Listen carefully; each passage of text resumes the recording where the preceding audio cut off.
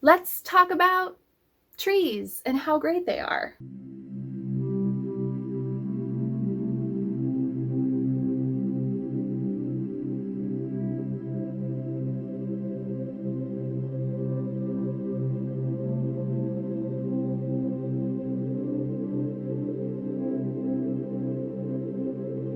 Cedar is everywhere here in the rainforest.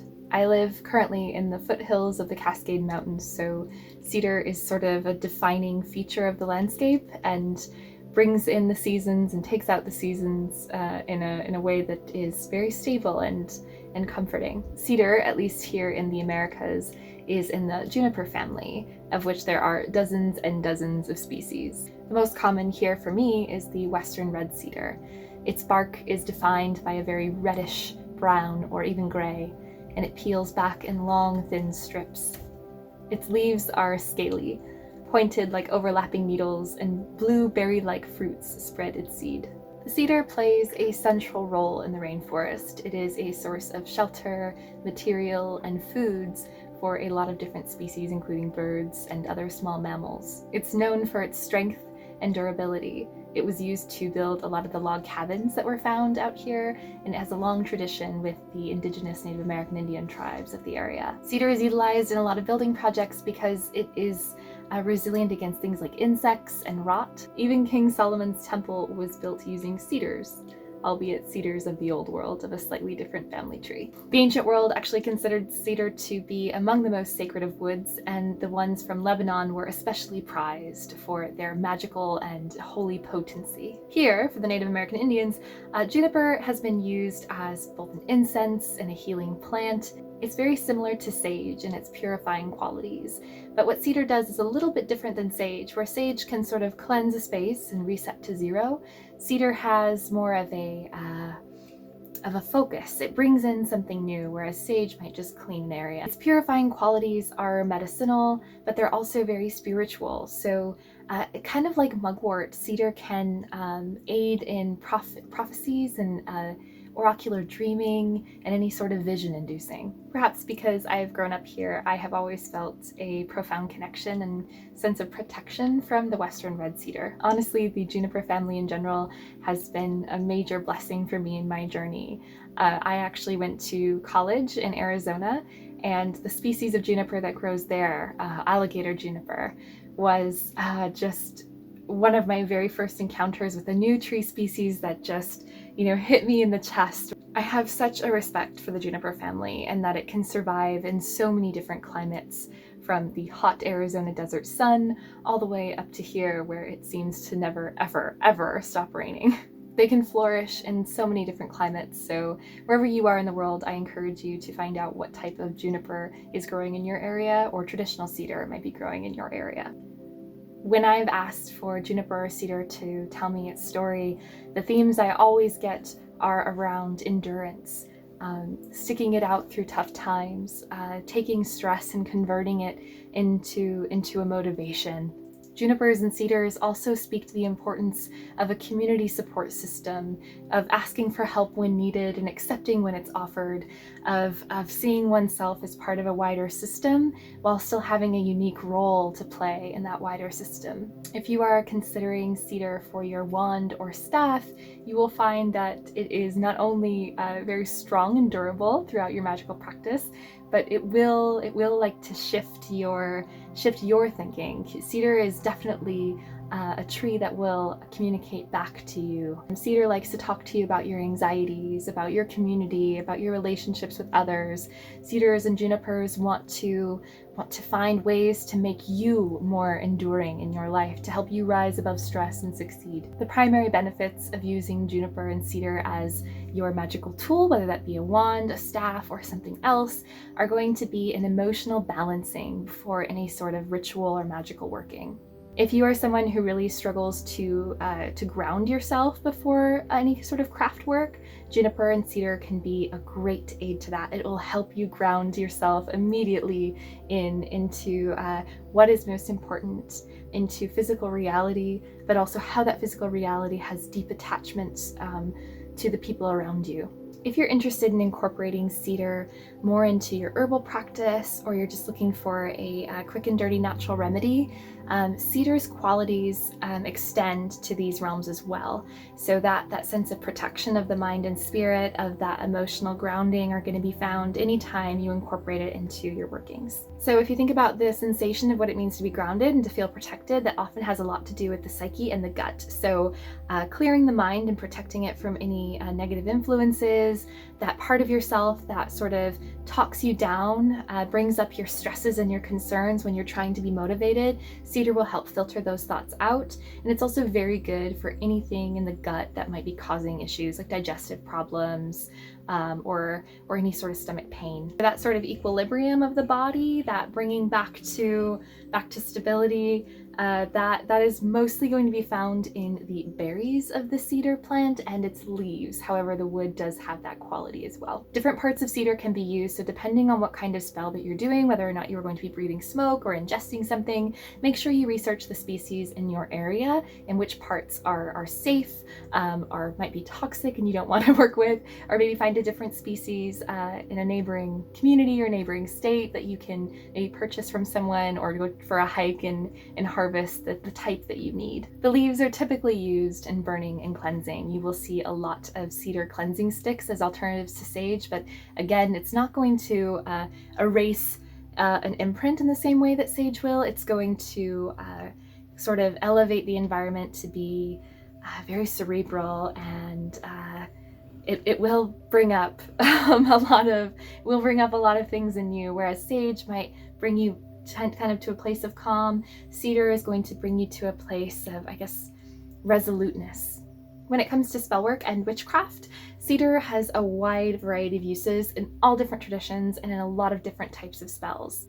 Because of this, it's really good for just general magical practice. I highly recommend always having some in your little, wherever you keep your supply cabinet, having some on hand is always beneficial. Cedar is a bit like rosemary or lavender, where you can kind of switch it out with other things and you won't get too much of a different result. But if you're looking to use cedar in a very specific targeted way, here are some themes of spells that you might find most useful. Because the tree, cedar or juniper, is looking to teach us lessons of endurance and reliance on community, it is really, really potent in any working where you are trying to fortify something. If you're trying to fortify a relationship with someone, whether that be romantic or familial or a friendship or even at work, cedar is going to help make sure that that bond is reciprocal, that there is a give and take, and that becomes over time a very concrete, dependable relationship. If you're dealing with stress and anxiety, whether that be like a general mental health concern or over something that's happening in your life currently that will pass,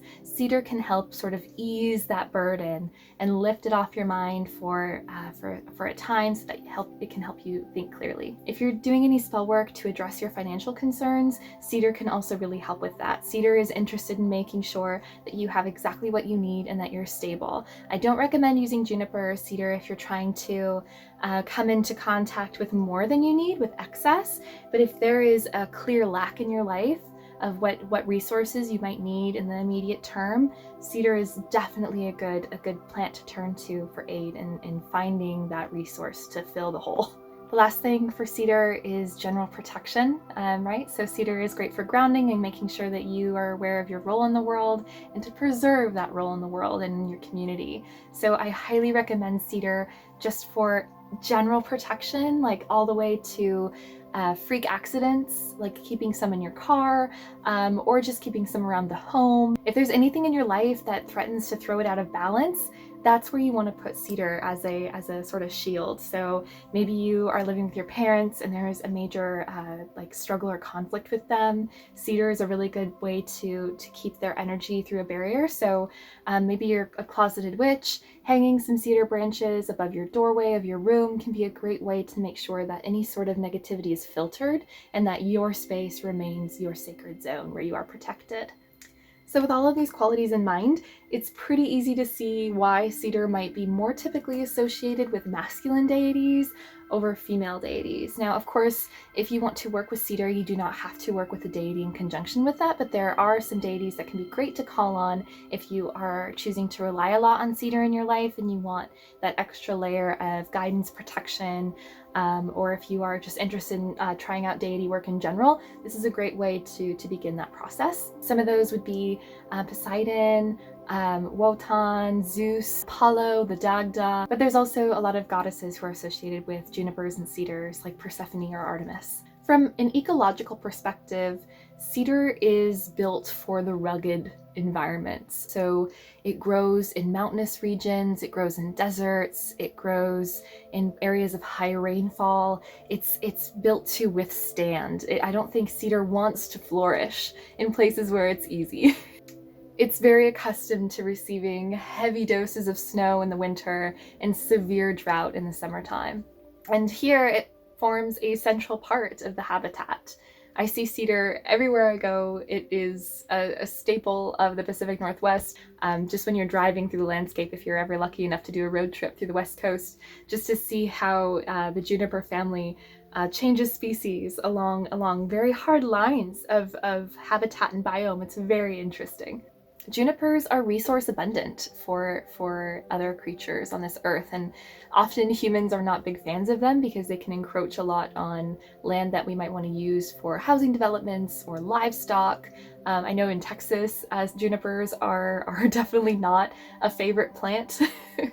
But when you think about all of the different insects, birds, moths, and small mammals that rely on these trees because they are so endurant, because they are so resource rich, you can see why they are such a central foundation. There is nothing cooler than waking up in the morning with my coffee and going outside and seeing a woodpecker once again just going at it on a cedar.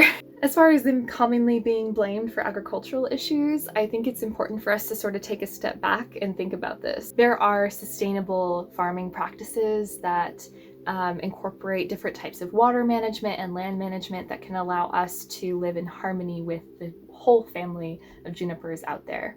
A lot of the problems we experience with these types of tree species are much more to do with our inability to be flexible as our own species, as humans, than it is the actual environment itself. These trees have been here since the last ice age, and they have long been sacred to the Native American Indians. They have long managed and venerated and inhabited this land, and I think that we owe it to this land and to the people who are sovereign to it to make sure that we are taking care of the many beautiful species that exist here. I think it's our responsibility to adjust our mindset and our practices to be more ethical in line with the environment and with the people who know that who have known this environment to be home for a very long time. I think it's up to us to make sure that best practices are followed. So if you live somewhere, especially an area with a lot of logging or agriculture, I highly recommend you look into what species is native to your area and how it is being either targeted for removal or supported. Understanding its place in your local ecosystem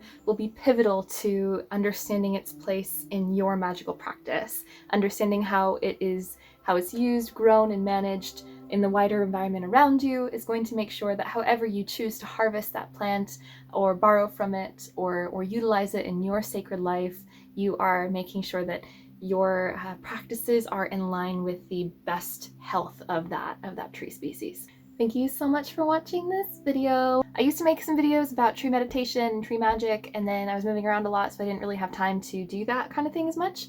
But now that I'm back in the Pacific Northwest and my spiritual practice is back to being like a daily thing, I, as always, am turning to trees first, and trees are my life. I love trees. I don't know if you can call yourself a tree witch. If you could, I would, but it seems kind of weird. Do you call yourself a tree witch? I don't know.